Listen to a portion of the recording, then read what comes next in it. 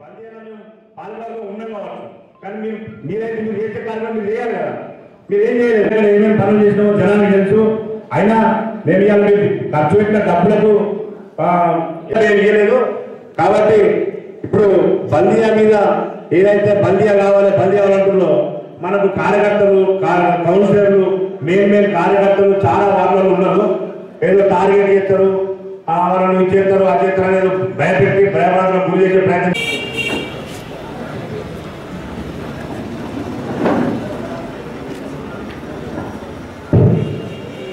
మరియు వేదిక మీద ఉన్నటువంటి జీవన్న గారికి ప్రత్యేక ఉదయపూర్వక నమస్కారం తెలియజేస్తున్నాను.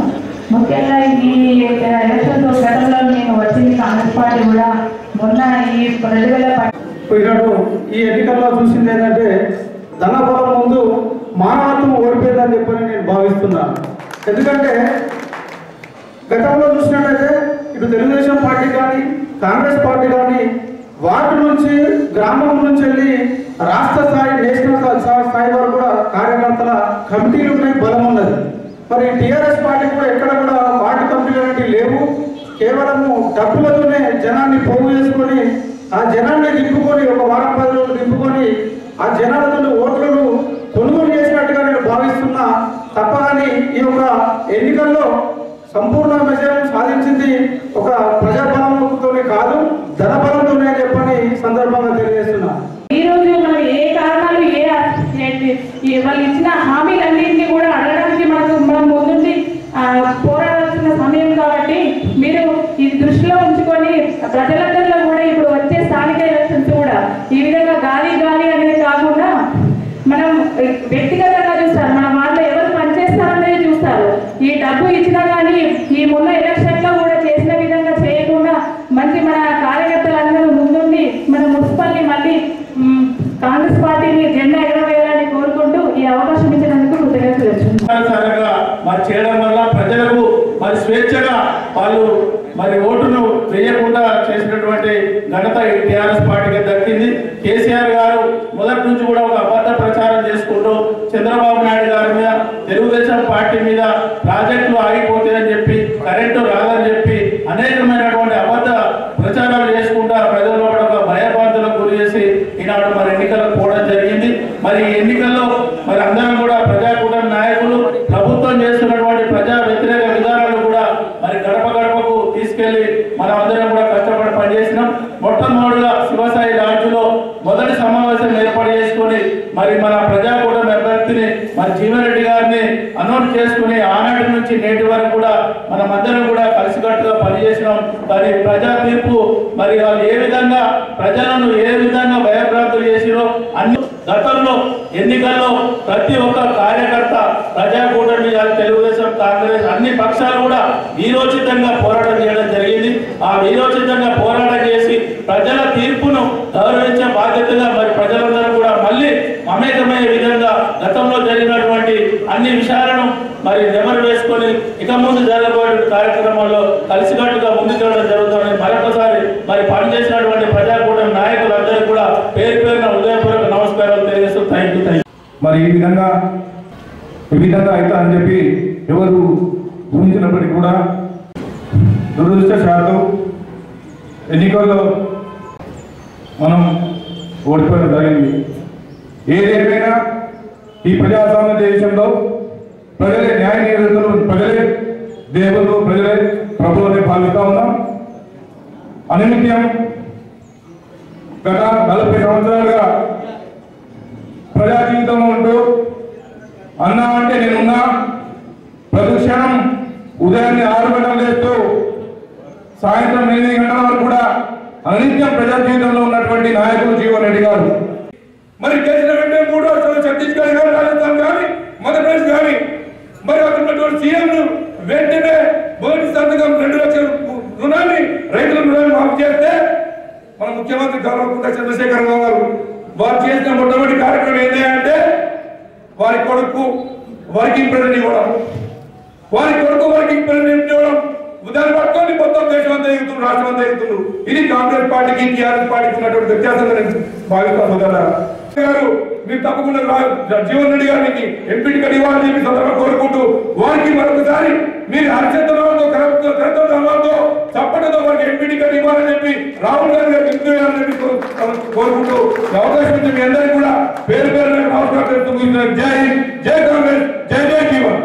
ఈరోజు చెప్పాలంటే ఒక రకంగా చాలా బాధగా ఉంది. అదేవిధంగా ఓడిపోయిన మా ఎమ్మెల్యే ఎవరు అంటే మా జీవనాన్ని మా ఎమ్మెల్యే. ఇది మమ్మల్ని ఎప్పుడు ఎవరు ఎక్కడ అడిగినా కానీ మేము చెప్పి ఒకటే విషయము, మా ఎమ్మెల్యే అంటే మాకు జీవనన్న. మా యువత ఖచ్చితంగా మీ వెన్నంటే ఉంటుందన్న. మేము ఈ విషయం ఈ సందర్భంగా మీకు తెలియజేస్తున్నాము.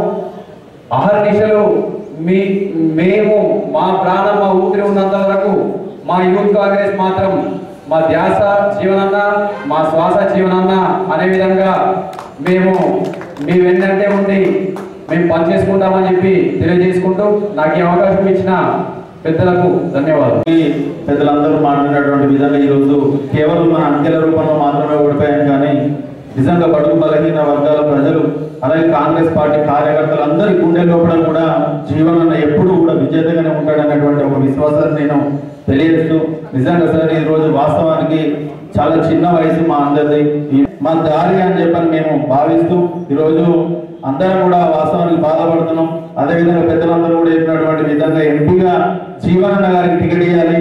ఒక అండల సీనన్న చెప్పినటువంటి విధంగా సార్ ఆర్థికంగా ఏం బాధపడే అవసరం లేదు, దయచేసి మా అందరికి కూడా మీరు అవకాశం ఇవ్వాలి. ఆర్థిక వ్యవస్థలో కూడా కార్యకర్తలు అందరూ కూడా ఏకమై మిమ్మల్ని గెలిపించుకునే విధంగా మేము ఉంటామని చెప్పని ఈ సందర్భంగా మేము తెలియజేస్తూ ఈ అవకాశం ఇచ్చిన పెద్దలకు ధన్యవాదాలు తెలియజేస్తూ ముగిస్తున్నాం. ఈ సమీక్ష సమావేశం ముఖ్యంగా మన ఓటమి గల కారణాలు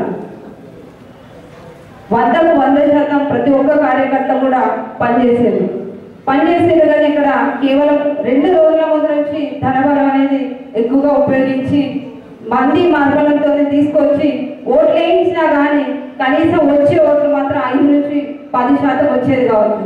కాకపోతే ఇక్కడ ప్రజల్లోకి వెళ్తే ప్రజలే ప్రశ్నించుకుంటున్నారు, ఏంటి ఇన్ని 6 గంటల ఓట్లు ఇప్పటివరకు జీవన్రెడ్డి గారికి రాలేదు, రమణ గారికి రాలేదు, ఈయనకు రావడం ఏంటి అంటే ఈ రకంగా వేసినట్టయితే మళ్ళీ మనకు చిక్కుంటారు. కాబట్టి ఖచ్చితంగా పాతలు ఏదైతే ఓటర్లు ఇస్తుందో దాన్ని ప్రాతిపదికగా తీసుకొని మళ్ళీ కౌన్సిలర్ ఎలక్షన్ పోవాలని ఆ రకంగా మీరు చర్య తీసుకోవాలంటే మీరు ఇప్పటి నుంచి అంటే ఇన్ని రోజులు ఎంత జాగ్రత్త పడ్డామని నష్టపోయాం కాబట్టి ఇక ముందు నష్టపోయే అవకాశం లేదు. కాబట్టి మీరు ఆ రకంగా చర్యలు తీసుకోవాలని మునుగంటూ మళ్ళీ ప్రజల్లో ఉండాలని కోరుకుంటూ నాకు ఈ అవకాశం ఇచ్చిన కృతజ్ఞతలు.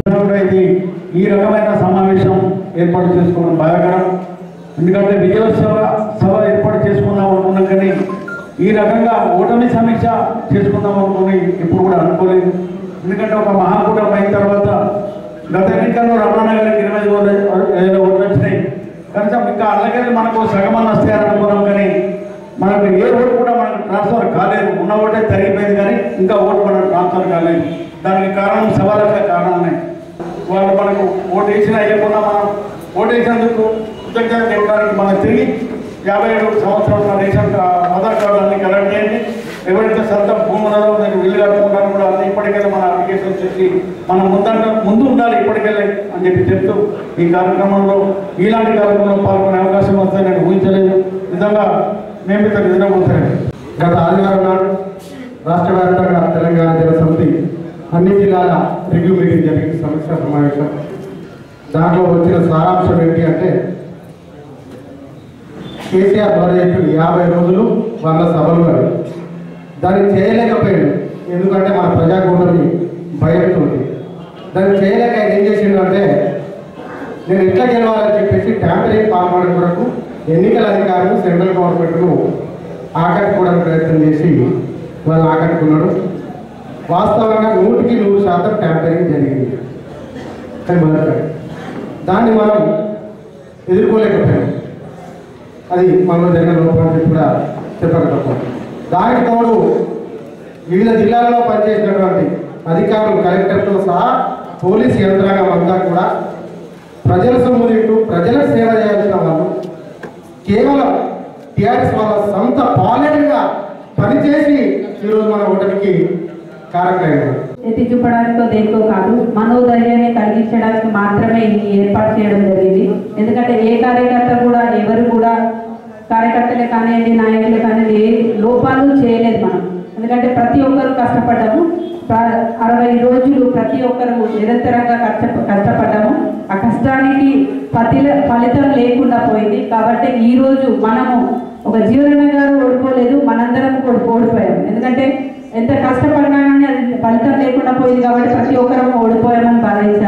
ఇది ఓడిపోవడానికి కారణాలు చాలా మంది చెప్పడం జరిగింది. ఎందుకంటే అది ఏం జరిగిందనేది ఎవరికీ తెలియని పరిస్థితిలో ఉన్నది.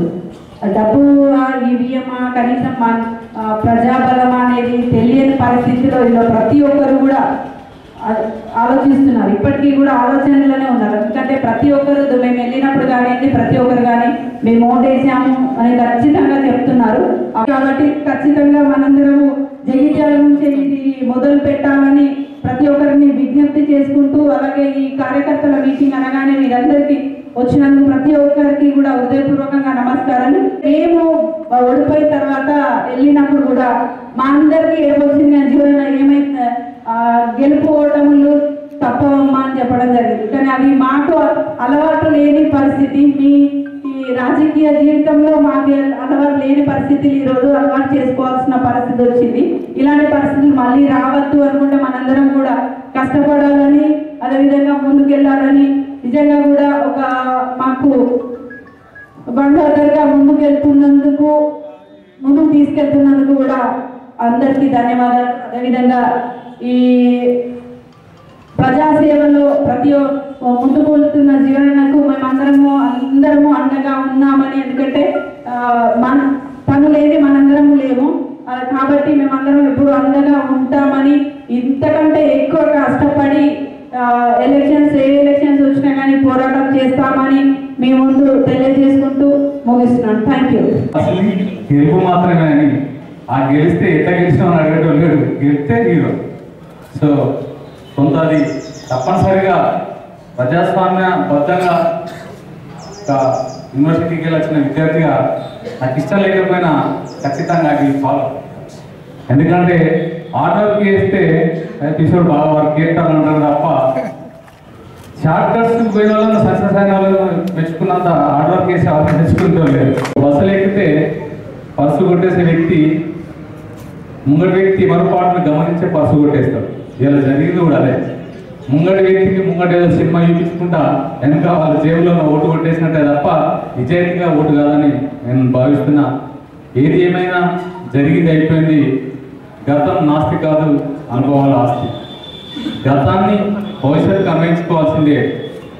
నిజంగా మనం ఆలోచిస్తే నేను కూడా లాస్ట్ 10 daysగా చాలా డిసప్పాయింట్ అయ్యి ఒక దశలో చాలా మార్కెట్ సర్వే కాలేక ఉన్న సందర్భంలో ఆలోచించిన అసలు ఏం జరుగుతుంది. 2 విషయాలు నాకు అనిపించింది. మనం ఎంత ప్రజాసేవగా నిజాయితీగా ఉన్నాం దానికంటే ముఖ్యం ఆ ఎన్నికలలో ఏం చేస్తున్నాం అనేది ముఖ్యమైపోయింది. అలాగే ఉత్తరప్రదేశ్ ఎన్నికల గతంలో తీసుకుంటే అఖిలేష్ యాదవ్ గారు బంపర్ మెజార్టీతో అసెంబ్లీలో వచ్చిర్రు. తర్వాత జరిగిన సంవత్సరాల లోపల జరిగిన పార్లమెంట్ ఎన్నికలలో కుప్పకూలిపోయి టీఆర్ఎస్ మట్టి కలుస్తుంది. ఇది సత్యం. ఎందుకంటే మీరు అనుకున్నంత ఈజీగా వారి ఒకసారి మాత్రమే సక్సెస్ కాగలిగినారు, ఒకసారి సెంటిమెంట్లో సక్సెస్ అయ్యారు. ఇప్పుడు ప్రతిపక్షాలు సమీకరణ జరగకముందు వాళ్ళు వెళ్ళిపోయారు కాబట్టి సరే మాయమాటలు చెప్పారా మభ్య పెట్టిరా కానీ సక్సెస్ కాగలరు. కాబట్టి మరొకసారి third time they never success. మనం విజయ స్పిరిట్తో వెళ్దాం, తప్పనిసరిగా ప్రజా జీవితంలో ఉందాం, నిజాయితీగానే పనిచేద్దాం. అవసరం వచ్చినప్పుడు ఖచ్చితంగా షార్ట్ కట్స్ వాడదాం. షార్ట్ కట్స్ వాడకపోతే మనల్ని కూడా అసమర్థులు అనుకుంటారు కాబట్టి వదిలిపెట్టే సమస్య లేదు. ప్రజల కోసం నిరంతరం ఉందామని మరొకసారి మనం చేస్తూ తప్పనిసరిగా జీవన్రెడ్డి గారు పార్లమెంట్ చేయాలా, మా వంతు పూర్తి స్థాయిలో సహకరిస్తామని, తప్పనిసరిగా వారిని పార్లమెంట్లో చూడాలని. ప్రజానాయకులు ఉండాల్సింది చట్టసభలలో. వారు ఎప్పుడు ప్రజలలో ఉంటున్నారు కాబట్టి ప్రజల గురించి, అటు రైతుల గురించి, సామాన్య ప్రజల గురించి చాలా ఎక్కువగా సుదీర్ఘకాల అనుభవం ఉన్న జీవన్రెడ్డి గారు తప్పనిసరిగా పార్లమెంట్లో ఉంటారని కోరుకుంటూ మరొకసారి నేను హృదయపూర్వక ధన్యవాదాలు. Thank you. వాస్తవంగా ఈ ఎన్నికలు ముందస్తుగా రావటం మనం ఊహించినవి కాకున్నప్పటికీ ఎప్పుడైతే ఎన్నికలు ప్రకటన వెలువడడం జరిగిందో అధికార పార్టీ ఎత్తులను సమర్థవంతంగా ఎదుర్కోవాలనేటువంటి ఒక భావనతో కాంగ్రెస్ కానివ్వండి, తెలుగుదేశం పార్టీ కానివ్వండి, Telangana Jana Samithi, communist party of ఇండియాతో పాటుగా ప్రజా సంఘాలన్నీ కూడా ఐక్యంగా నిలవడం జరిగిందని చెప్పండి. ప్రత్యేకంగా రాష్ట్రంలో కొనసాగుతున్నటువంటి ఈ నియంతృత్వ పాలన రాష్ట్రంలో అసలు ప్రజాస్వామ్యాన్ని కనుమరుగైపోయింది. భావ స్వేచ్ఛ అనేది లేకుండా పోయింది, భావ స్వాతంత్రం లేకుండా పోయింది. ఈ పరిస్థితులలో ప్రజాస్వామ్య వాళ్ళందరూ ఐక్యంగా నిలిచే విధంగా ఈ ప్రజాకూటమి ఏర్పడటం తప్పకుండా విజయం సాధిస్తుందనేటువంటి విశ్వాసాలు కూడా మనం పొందుతాయి. వర్గానికి వచ్చే వరకు తెలుగుదేశం పార్టీ అధ్యక్షులుగా, రాష్ట్ర అధ్యక్షులుగా బాధ్యతలు నిర్వహిస్తున్నారు అన్నగారు ఈ ప్రాంత వాస్తవులు కావడం మనం మరింత బలాన్ని సమకూరుస్తుంది. మరి ఏ పరిస్థితులలో మనం విజయం సాధిస్తామనే విశ్వాసం మనం దొరికిస్తారు. దానికి అనుగుణంగానే మిత్రులు రమణ గారు వాస్తవంగా అంటే ఆరంభం నుండి కూడా ఇక్కడ ప్రజాకూటమి అభ్యర్థిగా ఏదైతే కాంగ్రెస్ పార్టీ వైపు నుండి పోటీలు ఇవ్వడం జరిగిందో ఈ రాష్ట్రంలోనే ఒక ప్రథమ స్థానంగా గెలిపించుకోవాలనేటువంటి ఒక భావనతో కలిసికట్టుగా కృషి చేయాలి. మీ ఎన్నికల్లో అంటే ప్రచార సరళి కూడా గమనించండి. ఇలా కాంగ్రెస్ కార్యకర్తలే కానీ, తెలుగుదేశం కార్యకర్తలే కానీ, తెలంగాణ జనసమితి కమ్యూనిస్ట్ పార్టీ కార్యపడే కాక అందరూ కూడా ఐక్యం నిలిచి ఏమాత్రం కూడా లోటు లేకుండా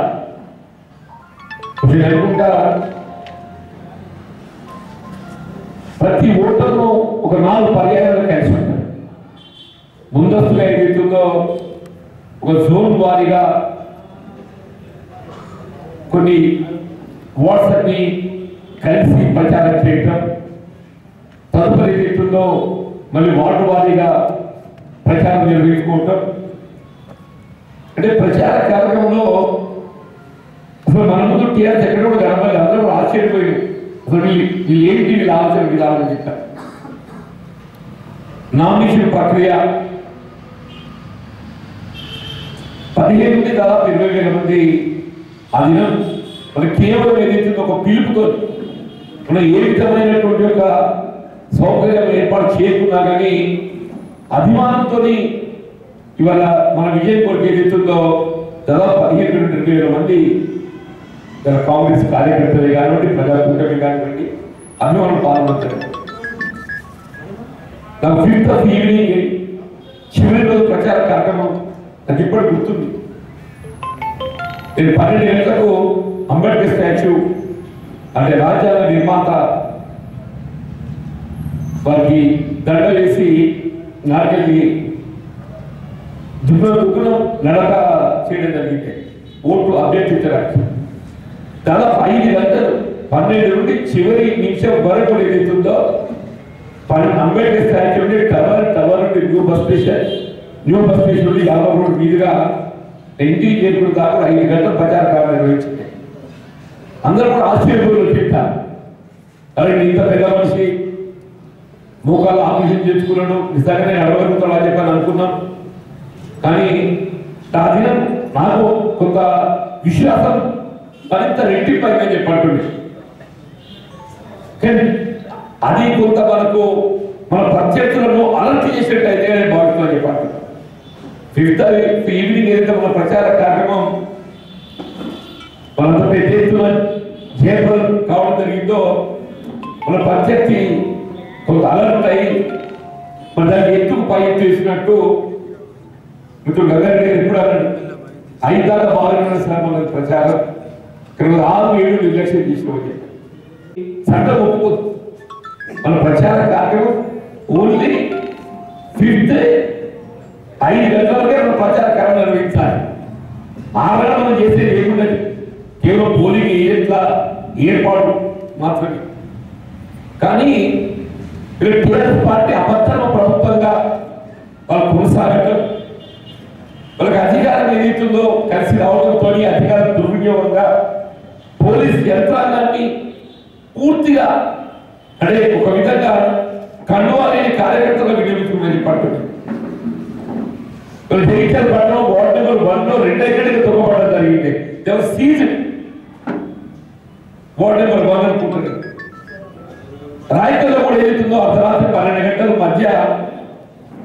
మరి రాయకల్ పట్టణానికి సంబంధించిన కార్లు తిరుగుతున్నాయని పోలీస్ కంప్లైంట్ చేస్తే మినిమం వాళ్ళ బాధ్యత ఏంటంటే ఆ కార్ను చెక్ చేయడం.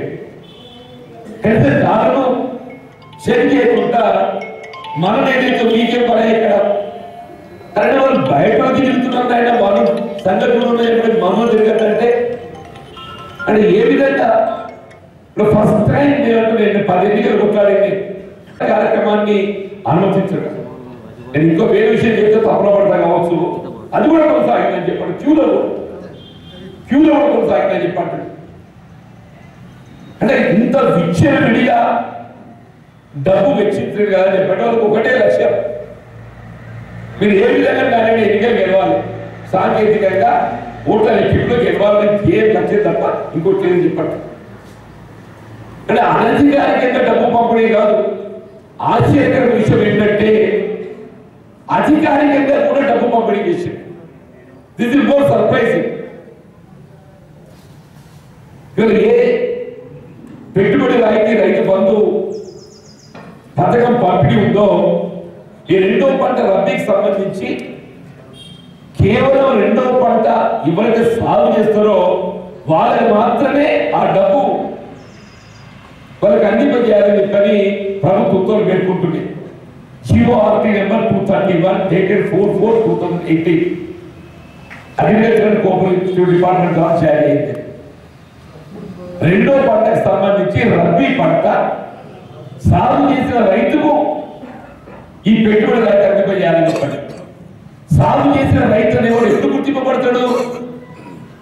రబీ సాగు అయితే ఇవాళ పేపర్ రాసిందా, ఇవాళ పేపర్ రాసిన రబీ ఏదైతుందో కనుమరుగైపోయింది. SRP వాటర్ ఏదైతుందో లేక ఒక పత్రిక 7% రాసింది, ఇంకో పత్రిక 18% ఒక పత్రిక రాసింది. 100% ఏదైతుందో ఇన్ అడ్వాన్స్ గా చెకప్ పంపిణీ చేయకూడదు చెప్పంటే డైరెక్ట్ బ్యాంక్ అకౌంట్ ట్రాన్స్ఫర్ కొట్టేసి నా ఫోన్ కూడా మెసేజ్ వచ్చింది, నా ఫోన్ కూడా. ఇప్పుడు మిత్రులు అన్నట్టు ఏదైతుందో ఇది అధికారికంగా ఓటర్ను ప్రభావితం చేయటం, అనధికారికంగా డబ్బు పంపిణీ చేసి ఓటర్ను ప్రభావితం చేయడం ఒకెత్తైనట్టయితే అధికారికంగా ఏదైతుందో నోటు పంపిణీతో ఓటర్ ప్రభావితం చేయడం ఈ దేశంలో ఎక్కడ చూడడం చెప్పంటున్నాను. అంటే ఇటువంటి ఒక ఎత్తులు వేయడానికి కొరకే పార్లమెంట్ తోని శాసనసభలు విడదీసి ఎన్నికలకు పోయి రేపు పార్లమెంట్ ఎన్నికలు మార్పులు వస్తున్నాయి అమ్మా. ఫిబ్రవరి చివరిలో నోటిఫికేషన్ వస్తుంది. కానీ ఈ ఎన్నికలు ఆ ఎన్నికలు వ్యత్యాసం ఎంత? 3 నుండి 4 మాసాలు మాత్రమే అంటారు. 3 నుండి 4 మాసాల కొరకు ఏదైతుందో శాసనసభ ఎన్నికలు ముందస్తు విడిగా నిర్వహించుకున్నట్టయితే తను ఆశించిన మేరకు అనుకున్న రీతిలో ఓటర్లు ప్రభావితం చేస్తున్నటువంటి ఆలోచనతో మరి వాళ్ళు కేంద్రంతో ఉన్నటువంటి సంబంధాలు, అంతర్గత ఒప్పందాలు మొత్తం చెప్పాలని చెప్పండి. కేంద్రంతో ఎన్డీఏ ప్రభుత్వంతో ఉన్నటువంటి ఒక అంతర్గత ఒప్పందాలతో ఆసరా చేసుకుని ముందుకు పోవడం ఇంత చేసినా కానీ జగిత్యాల ఏదైతుందో మనకి ఈ ప్రాంత ప్రజలతో ఉన్నటువంటి ఒక అనుబంధం ఇది కేవలం ఓట్లకు పరిమితమైన అనుబంధం కాదని చెప్పంటున్నా. ఇప్పుడు 50 రోజులు చర్చకు పట్టుకొస్తున్నాయి. అవి వెల్కమ్ నా మీద బాధ్యత ఉంది. నేను నిజంగా కూడా నేను ఆశించిన కార్యక్రమాలలో పూర్తి స్థాయిలో సఫలీకృతం కాని కార్యక్రమం ఉన్నది అని చెప్పారంటే 50 రోజులు ఇస్తున్నారని చెప్పని చెప్పండి తప్పదని చెప్పండి. భవనాలు ఎదురుగా అక్కడ సాగరావు గారు ఏమనుకున్నా కానీ ఈయన మొత్తం 10 ఎన్నికల్లో దాన్ని ఎవరు నాకు ఓటేసిన లేడు. ఇక్కడికి అక్కడ లెక్క పెట్టుకోవాలంటే పాత బస్ అంటే కొత్త బస్ అంటే లెక్క పెడితే 50 రోజులు ఉన్నటువంటి సముదాయాలన్నీ కూడా ఏ ఒక్కడు కూడా చెప్పంటున్నాడు. శ్రీనివాసరావు సేవతే దీని ప్రధాన ఆటను సృష్టించింది ఎవరు? ఆనాడైనా ఈనాడైనా వాళ్ళే కదా. నేనేమంటున్నా వాళ్ళని ఒకవైపు ఏదైతుందో ప్రోత్సాహం అండగా నిలుస్తూ జగిత్యాల మున్సిపల్ తెలుగుదేశం పార్టీ కానీ ఈవెన్ టీఆర్ఎస్ పార్టీ కౌన్సిల్ సభ్యులు కూడా చెప్పంటున్నారు. కౌన్సిల్ మాత్రం ఏదైతుందో ఏకగ్రీవంగా తీర్మానం ఆమోదించింది. 50 రెడ్డి పెరిగినటువంటి ఒక వాహన రద్దీ దృష్ట్యా జగిత్యాల జిల్లా కేంద్రం కావడంతో ఇది 100 రోడ్ల 100 ఫీట్ల రోడ్డుగా దీన్ని విస్తరణ చేయాలని ఏకగ్రీవంగా తీర్మానం ఆమోదిస్తే జూలై 2017 అంటే దాదాపు 18 మాసాలు 18 మాసాలే ఫైల్ ఎక్కడ ఉందో అని చెప్పారంటే ఇక మున్సిపల్ శాఖ మంత్రి దగ్గర ఉంటారు. మా మిత్రుడు గంగారెడ్డి గారు అన్నట్టు ఏదైతుందో మా పోదామాడు మున్సిపల్ శాఖ మంత్రి దగ్గర కంటే అందరూ చేయడానికి ఎవరు బాధ్యులు అని చెప్పండి. ఆరోపణలు తగ్గించడం కాదు, కానీ కొంత మనది వైఫల్యం ఏంటంటే పూర్తి స్థాయిలో ప్రజలు తీసుకెళ్ళిపోయి ఉండొచ్చు. మనం ప్రజలు కన్విన్స్ చేయడంలో ప్రయత్నంలో మనం ఎఫెక్టివ్గా పోలేకపోయి ఉంటామని చెప్పి అంటుంది. మనం డిఫరెన్స్ ఉండడంతో ఏదైతుందో వాళ్ళకి అవకాశం తీసుకుంటాం. ప్రజల దృష్టిలో ఏంటంటే స్థానికంగా జీవన్ రెడ్డి ఎమ్మెల్యే ఆయన ఏదంటే చెప్తారా ఆయన అనుకున్న కాదు లేదు, ఆయనకి ఏదో శ్రద్ధ లేదు కాబట్టి అది అవుతుంది. అరే ఆయన ప్రభుత్వం మనది కాదా టీఆర్ఎస్ పార్టీ వాళ్ళు తొక్కి పెడుతున్నారా అని చెప్పారంటే లేదు. దానికి అనుగుణంగా వాళ్ళు ఏదైతుందో ఇది వాస్తవం చెప్పండి. మరి ఇప్పటికైనా జరిగింది సరే, ఎన్నికలు ఫలితాలు ఎట్లున్నా కానీ రాబోయే అభివృద్ధి కార్యక్రమాలు ఏదో కాళ్ళ కట్టబెడతామని చెప్పి మాట్లాడతారు ఎవరన్నా మా మిత్రులు. ఎవడే కాళ్ళ కట్టబెడుతుండే అసలు 4 ఏళ్ళకి ఏం చేసింది అంటూ నేను వీళ్ళు మంజూరు చేయబడే ఏకైక బోర్డు బిల్లు బంతైనా వీళ్ళు గౌరవ ముఖ్యమంత్రి గారు వాళ్ళు మొట్టమొదటి పర్యటన సందర్భంగా కెమెరాకి వస్తే నేను చొరవ పెట్టి వాళ్ళ దృష్టి తీసుకెళ్ళి మంజూరు పొంది నేను అనేది కాదు. మీకు కేసీఆర్ గారు జగిత్యాల సమాజం చెప్పిండు జీవన్ రెడ్డి గారి చొరవతో ఏదైతుందో ముఖ్యమంత్రి గారి వారికి ఉండే సాన్నిధ్యంతో బోర్డు పత్రం మంజూరు చేసిందని చెప్పి కేసీఆర్ గారు చెప్పింది అంటుంది. చెప్పండి అంటుంది. దయచేసి ఏదైతుందో ఎన్నికలు సాంకేతికంగా మన ఓటమి చెందొచ్చు, కానీ ప్రజలకు అందుబాటులో ఉండి సేవ చేసే ఒక బాధ్యత మన మీద ఉందని చెప్పండి. ప్రత్యేకంగా జగిత్యాల మున్సిపాలిటీకి సంబంధించి నేను హోదాలో ఉన్నా లేకున్నా మీకు వెన్నట్టు ఉంటామని చెప్పి అంటున్నాను. ఎందులో కూడా వెనుక చేయగలిగే అవసరం లేదు. మీ బాధ్యత కర్తవ్య నిర్వహణలో మరింత రెట్టింపు పట్టుదలతో మీరు పనిచేయాలి. రాబోయే ఎన్నికల్లో ఏదైతుందో జగిత్యాల మున్సిపాలిటీ కాదు పార్లమెంట్ గా ఎన్నికలైనా కానీ విజయకేతం ఎగరవేసే విధంగా కృషి చేయాలని చెప్పి కోరుతున్నాను చెప్పండి. ఇమీడియట్ పార్లమెంట్ మనకు వస్తుంది అదృష్టం వద్దంటూ నేను ఈ దెబ్బ మనకు కొడితేనే కానీ ప్రజలు పరిస్థితి పడేదని చెప్పండి. దాన్ని మనం అందరూ సంసిద్ధంగా ఉండాలని చెప్పంటున్నాం. అంటే ఇంత బాగా చెప్తున్నప్పుడు మాకు పూర్తి సమయం కేటాయించలేకపోతే ఫీలింగ్ ఉంటుంది చెప్పండి. కానీ అభ్యర్థికి ఏదైతుందో ఆ సమయం విలువ ఎవరికి ఏమేమి కానీ నేను ఎట్లా పోవాలనేది అది నాపై ఆధారపడుతుంది. ఏదైనా కానీ మనకింత ఇవాళ సహకరించి తోడుగలించినటువంటి సోదర కాంగ్రెస్ కార్యకర్తలకు, అభిమానులకు, ప్రజా కూటమి అభిమానులకు, కార్యకర్తలకు హృదయపూర్వకంగా ధన్యవాదాలు చెప్తూ భవిష్యత్తులో ఏ స్థాయిలో ఉన్నా ప్రభుత్వం టీఆర్ఎస్ పార్టీ చేపట్టబడినటువంటి అప్రజాస్వామిక పద్ధతులు ఈ నియంత్రణతో పాలన ఏదో ఎదిరించి నిలబడి పోరాటం చేయడము మన బాధ్యత, ప్రజాస్వామ్య వాళ్ళ కర్తవ్యంగా నేను ఎంచుకుంటున్నాను చెప్పండి. దాన్ని ఎదిరించడానికి అందరం కూడా కలిసి కట్టిగా ముందుకు పోదాం పేర్కొంటూ సెలవు తీసుకుంటున్నా. రాష్ట్రం లెవెల్ చూసిన మన మహాకూటమికి జీవన ఒత్తిడిగా మనం భావిస్తున్నాం.